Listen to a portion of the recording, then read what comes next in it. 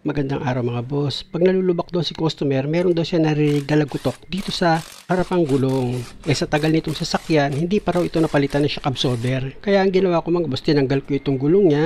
At dahil nga sa matagal na rin itong sasakyan, tapos gamitin pa, nagsuggest ako na palitan na lang itong shock absorber. Dahil nga sasama yan, iikot yan. Pag niluwagan mo, gamit ka ng vice grip. Ipitin mo itong dulo ng shock absorber, yung pinakarad niya. Tapos gamit ka ng open wrench sa number 14. Luwagan mo pakaliwa itong nut niya. Kaya kung ganitong klase yung sasakyan nyo mga boss at gusto yung palitan ng shock absorber, ganito yung siya tatanggalin para hindi kayo mahirapan. Dito kasi sa video ipapakita ko ay kung paano nyo tatanggalin itong shock absorber nyo sa harapan kung ganitong klase yung sasakyan nyo.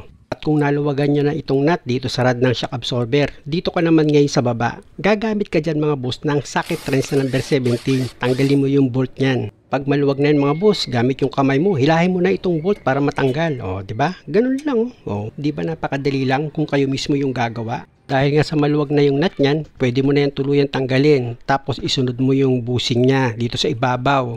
Una yung flat washer, tapos yung bushing, tapos yung flat washer ulit. O, ito pakita ko sa inyo mga boss kung paano yung forma niyan. O, ganyan ang forma niyan mga boss. O, pinagigitnaan yung bushing. Kaya dito sa rad, 2 bushing yan at 4 na flat washer. Tanggalin ko na itong shock absorber mga boss. Nakita nyo, hindi na siya gumagana talaga. Kaya sabi ko ay customer, ayan ang dahilan. Kaya ka nakakarinig ng dagutok sa tuwing nalulubak ka. Ito na ngayon yung bago mga boss. Pinalitan na ni customer. Una, ilagay mo muna yung flat washer niya. Tapos yung bushing, tapos yung flat washer ulit. Pag okay na, pwede mo na siyang ibalik sa dati niyang position, itong shock absorber. Para hindi ka mahirapan sa pagkabit ng shock absorber, lalo na't gas type yan, unahin mong i-positions dito sa ibabaw.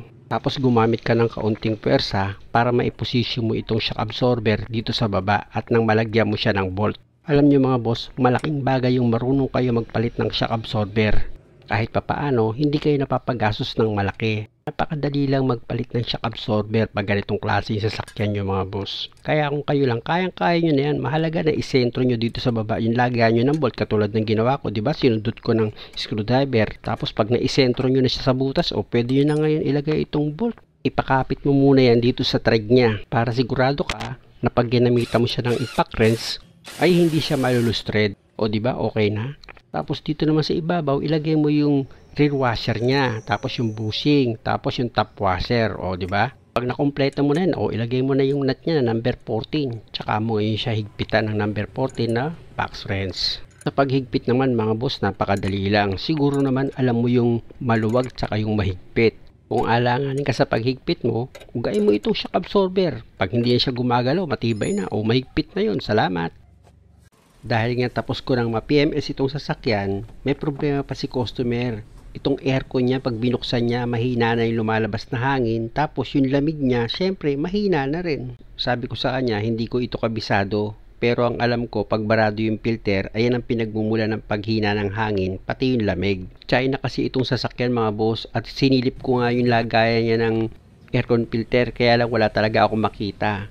Kaya lang, ipinilit sa akin ni customer na meron daw itong filter. Dahil nga sa yung mga kakilala niya na ganitong sasakyan, meron daw talaga. Dahil nga sa may mga nakaharang na socket wire, binunot ko muna yan. Kaya nga iniilawan na ako dyan ni customer para makita ko kung saan nakapwesto yung aircon filter niya. Pasensya na kayo mga boss, kinakapa ko pa kasi kung saan nakapwesto yung aircon filter niya. Dahil nga sa first time ko pala magbukas ng ganitong klaseng sasakyan. Pero awa ng Diyos, sa bandang huli, nakita ko yun mga boss. Ipipress mo lang pala yung dalawang gilid yan, papasok, tsaka mo ngayon dahan-dahan hilahin itong aircon filter niya. At kung makikita nyo mga boss, gabundok yung alikabok na kumapit yan, kaya pala hindi na makapagbuga ng hangin. Kaya pati yung lamig niya, apektado. Grabe ba naman yung kapal ng alikabok eh. Mabuti na nga lang mga boss at washable type ito. Kaya hinugasan ko lang yan. Tinanggal ko yung makapal na alikabok niya, tapos sasabunin ko yan sa bandang huli para mawala yung amoy nitong aircon filter niya. Pag ganyan mga boss, hindi ako gumagamit ng brush kasi pwedeng masira itong screen niya. Matagal ding tiniis ni customer na mahina yung buga ng aircon niya. Dahil nga sa hindi niya rin alam kung saan nakapwesto itong filter.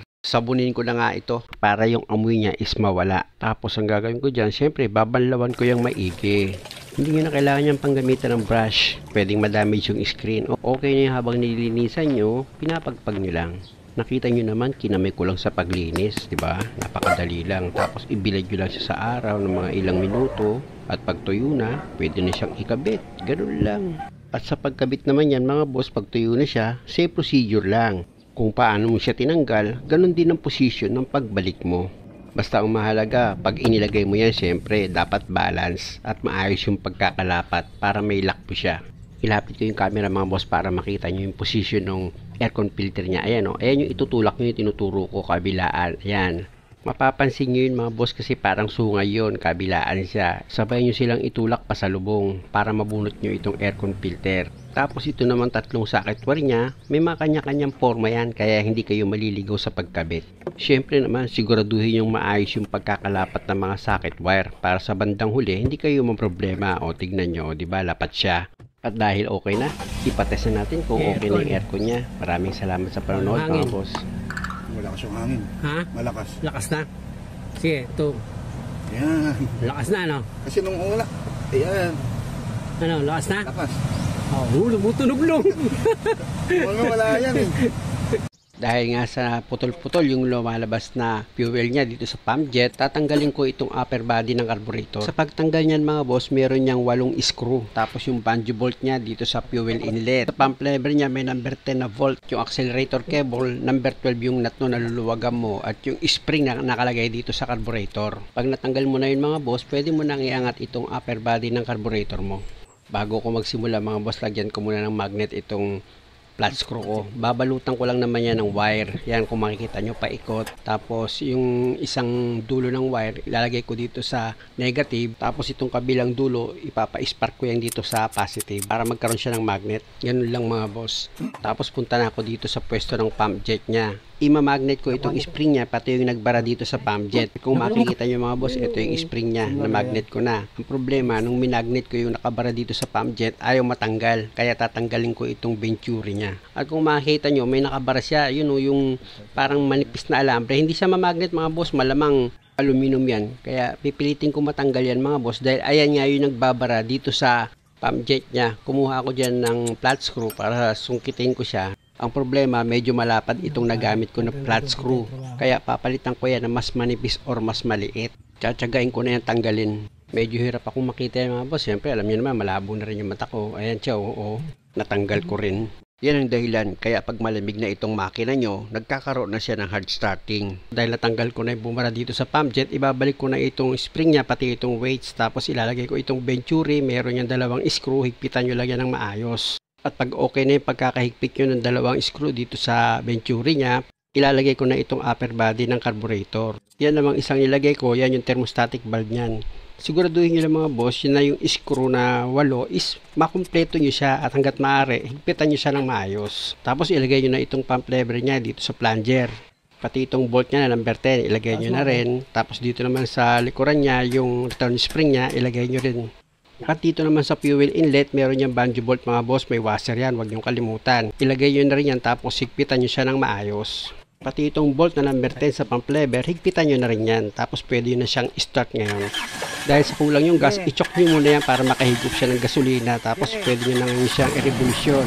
Pag naging okay na yung andar niya, tsaka mo ngayon ihitin yung air fuel mixture niya. Ang gagawin mo dyan mga boss, isarado muna yung air fuel mixture. Pag mamamatay na yung makina, tsaka mo ngayon dahan-dahan buksan na kung saan titining na yung makina mo or gaganda na yung andar niya. Ngayon, pagdating naman sa minor, diskarte mo na yon sa pagbaba kung saan mo gusto siya ilagay.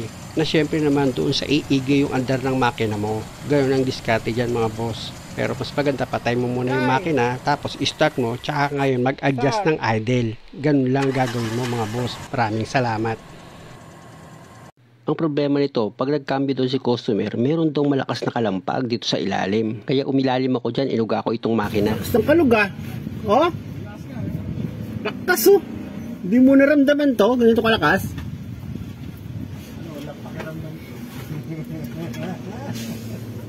Ha? Wala pakiramdam ko eh. Lakas yun.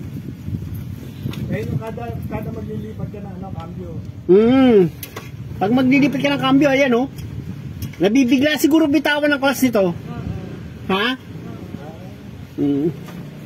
Lakas oh, ng ganong makina. Narinig nyo naman mga boss, diba? Kaya ang gagawin ko dyan, kakalasing ko itong transmission support niya. Gagamit ako dyan ng number 17 na socket wrench.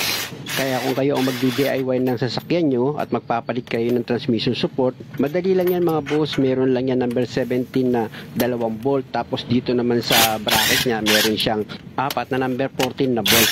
Tatanggalin nyo yan. Gagamit siyempre kayo ng socket wrench. Kung wala naman kayong impact wrench, pwede naman yung ratchet lang. Ito naman yung sa gilid niya na number 17 na bolt. Tatanggalin nyo rin yan. Pag maluwag na, pwede nyo ng kamay yan para mas mabilis nyo sang matanggal. Iingat-ingat lang kayo dyan kasi minsan pumipitik yan. Tapos pwede nyo na sang hilahin itong transmission support. Ayan siya, sira na. Ilalabas ko yan mga boss kung makikita nyo yung sa gitna. Nabiyak na talaga, humiwalay na. Kaya pag nagcambio siya, malakas yung kalampag. Dahil nga dyan sa transmission support, nakita nyo naman yung transmission support, di ba? Sira na. Ito ngayon yung bago na ilalagay ko. Sa pagbunot ng transmission support mga boss, 2 jack ang gagamitin nyo dyan. Meron akong iniiwasan dyan. May jack yan sa gitna, mamaya papakita ko sa inyo. Pag nailagay nyo na itong transmission support, sunod kong ilagay dyan itong bolt na number 19. Kapain nyo muna sa pagkabit yung thread mga boss para hindi kayo makalus thread. Pag naipakapit nyo na yung bolt, ilagay nyo na itong bracket nya. Unahin nyo rin muna ilagay itong number 19 na bolt dito sa bracket ng transmission support nyo. At pag naipakapit nyo na yung bolt na number 19, dito ka naman ngayon sa 4 na bolt na size number 14. Medyo lumalaban na yung bracket nyan kasi buo na itong transmission support nya. Pero diskartehan mo lang para may pakapit mo itong 4 na bolt dito sa transmission na lumapat maigi itong bracket nya. Huwag kang mag-alala kasi hindi naman mahirap ilagay itong bracket niya. Basta may isentro mo lang yung 4 na bolt, okay na yun. Pwede mo nang gamitan ngayon ng impact wrench mo o kaya i-manual mo ng ratchet. Okay na, mahihigpitan mo na siya ng maayos. O, tingnan mo yung ginagawa ko. At kung makikita nyo mga boss, naka-jack yung transmission yan. Siyempre, pag tinanggal ko yung transmission support yan, babaksak yung transmission. Kaya dapat mayroon kayo supportang isa pang jack. Tapos higpitan nyo na yung 4 na bolt dito sa bracket ng transmission support nyo. Yung isang bolt niya nakatago kaya ginamit ako na extension. Tandaan nyo yan. Na may nakatago na isang bolt. At pag okay na yung pagkakahigpit, ugain ko na itong transmission. Tingnan nyo, di ba? Okay na siya. Simpleng sira lang pero pwede kayong gumastos ng malaki. Salamat.